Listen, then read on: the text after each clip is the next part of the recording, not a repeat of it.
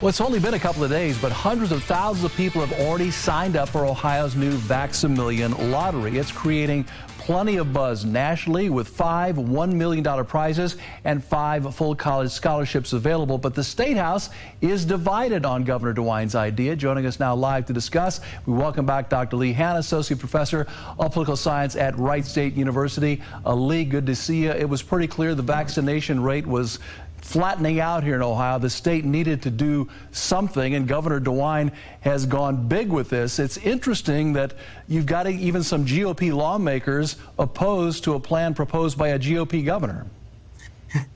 Yes, this has been kind of the story of Governor DeWine's response to COVID at many stages. And when you have maybe half of the GOP caucus that is really, hesitant about vaccinations, they view this as a waste of money to incentivize people to go and get the vaccination. So he is having some challenges within his own caucus on that. And there are some concerns from Democrats. This money was broadly allotted from the federal government for fighting the pandemic, but it could have been used in other ways. And so there was some criticism from Democrats as well. Lee, do you think they're opposed because of the way the money is being spent, or the fact that he didn't ask for their permission first?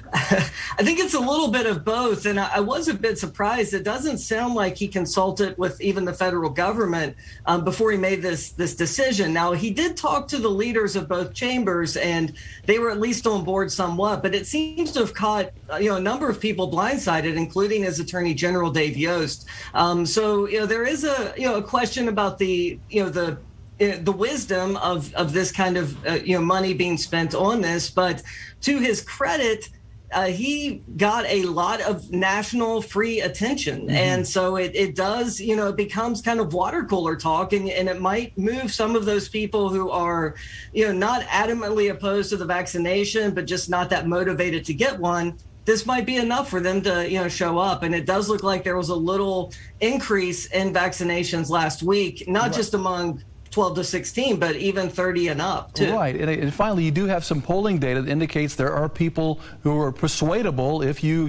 dangle a big enough carrot.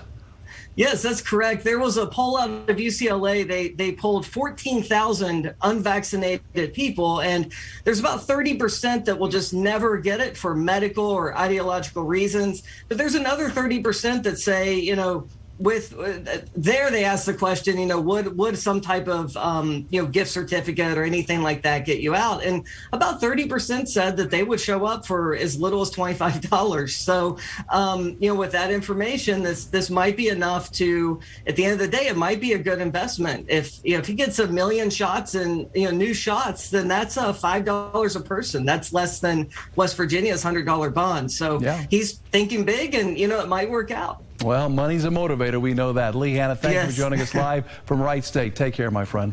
Thanks, Mark.